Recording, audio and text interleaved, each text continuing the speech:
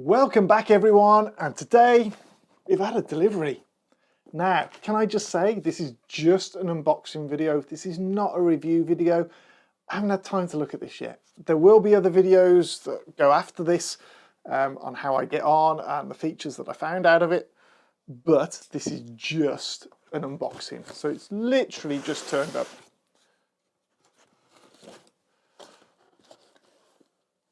I hope it's what I'm expecting.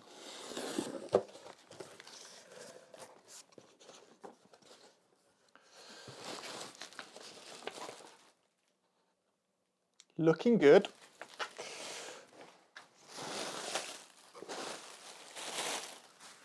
It's packaged well. So we've got two little boxes in here. Well, two boxes, one big, one little.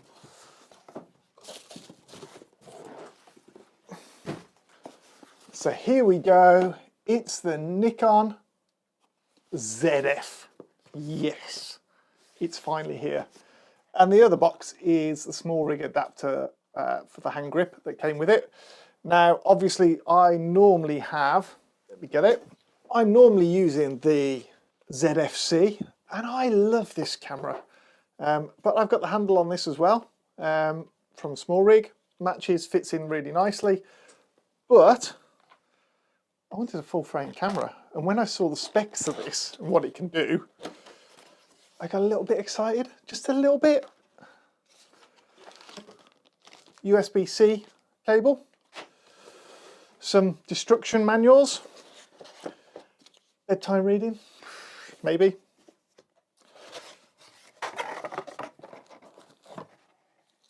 Battery. I don't think we're getting a battery charger anymore, so it's charged straight through. That's going to be a real pain in the backside. So it's the same battery that I've got in my D850. It's the EL15, and this is the C version, so it's a newer version into there, so that's quite nice. We've got a really cut down strap, nice and thin, not what I'd normally class with the Nikon Professionals, but I never use a Nikon strap anyway, but they've kept it quite nice. It's just black and white, so they've gone for the retro look into that. And here we go, we've got the camera body. Now, I did just go for the camera body because I've got so many lenses who didn't need that part of it.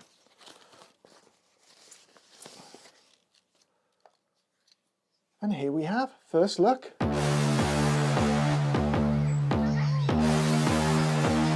went for the black one, not any of the colours, because when the black came out in the ZFC, I almost went and bought a black as well.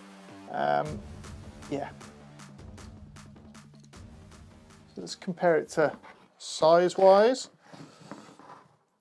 So you can see there, it's a little bit wider, not much. In terms of depth, yeah, it's a little bit fatter as well.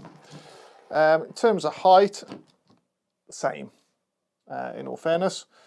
Now, interestingly, it's heavier than this with a lens on at the moment. So, and that's got no battery in yet as well.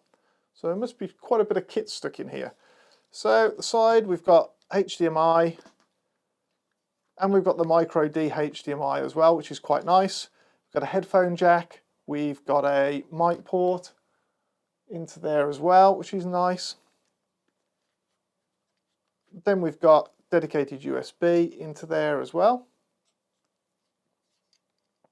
Charging light on the side, I've just noticed.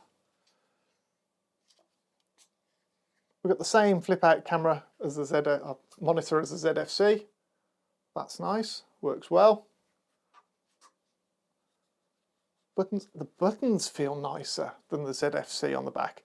The buttons on the ZFC were raised a bit. These are flatter and easier onto that. Same buttons in all fairness.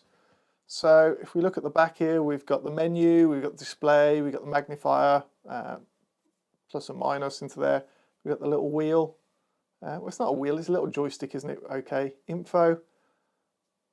That button focus, well, that's what I use it for anyway. Delete, and then we've got the, I take it that's going to be the switch button for switching the camera rather than into the body there. So that's really nice. Let's look onto this side. Okay, obviously the only difference is I've got the grip on, which has got a light thread onto there. Let's look at it from the top down. So now we've got this switch: auto, priority, shutter, aperture, manual. So it's always going to stay in manual for me. We've then got your ISO, and you've got a C button on here now. So I assume that's going to be continuous for continuous changing. Be interesting to see how that goes. Then we've got your shutter speed onto here, and I generally keep this on a third step so I can use the control button at the back. We then got the little dial into there as well. Oh, we've got this little bit now. I don't know if you can see that onto there, but now we've got movie mode, photography mode, and then black and white mode. So we've got an extra little mode, and everything else is the same with the exposure. What we got on the front? On the front, little button down there, front button, jog wheel as well into there, and yeah, that's it. And obviously mount release. Now I believe, it's a dirty CMOS sensor already. I think I could just be getting used to the temperature in here. We're going with that at the moment. So no shutter cover on the sensor, unlike the Z8 or anything else. And they've obviously done that for size, I would imagine. And then we've just got the hot shoe at the top there with a little cover on. I tend to put a little spirit level on it just because I like that. And the eyedropper is the eyedropper. Battery compartment and card compartment. We've got two here. We've got the SD card, we've got the micro SD, and then we've got the battery into there. So it's nice that it's got a backup now, because that was always one thing that concerned me about that, is having a backup. We've got that. So that fits really, really well into there. Now let's have a look at this SmallRig. And let's see.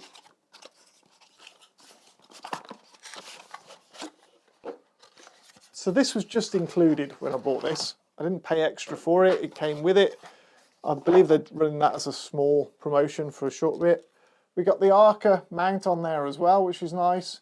We got a couple of mounting points. We got 3 mounting points in all fairness across there, which is nice again. The handle's the same, so nothing really any different. Nearly went to put it on the ZFC. Nothing really any different to the ZFC version.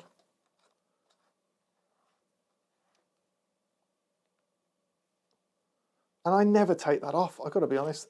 And that's transformed it. It's, yeah, nice. It needs that. It really does need it. I don't know why they didn't design and build it in, but the one thing that I do like is the fact that using the SmallRig one and having that Arca Swiss mount plate on the bottom built in means that when I put it down, it just sits. It's perfect. Yeah, makes a big, big difference for me into that. Battery compartment still opens nice and easy into there. And obviously it's going to protect the camera a bit more as well. Just being dropped and placed down roughly. Why would you do that? It's a tool. So yeah, that's it. That's all I'm going to look at on this unboxing. I'm going to go away and have a play with this and look at all the menus. So I'll do a video on all the menus that are in there. I'll do a video of the certain features, like I'm interested in the pixel shifting, getting up to 96 megapixels into there. I'm interested in the IBIS that's built into this. Oh God, there's loads of stuff that I'm actually really interested into this. The other thing I want to try and look at is using the DX lenses onto here as well, because I've got a few of those. That'd be quite interesting to see. Yeah, if there's anything you want me to look at for this, put it in the comments down below. And yeah, I'll have a look at it and we'll get back to you on it. Because yeah, I'm really looking forward to it. I think it's going to be a great camera. This is going to hopefully be my landscape camera. It is weather sealed as well, which is a nice thing. Well, apparently weather sealed, don't know. Yeah, so we're going to use that and go and take some landscapes and everything else with it and see what we do. Come along on the journey. See you later.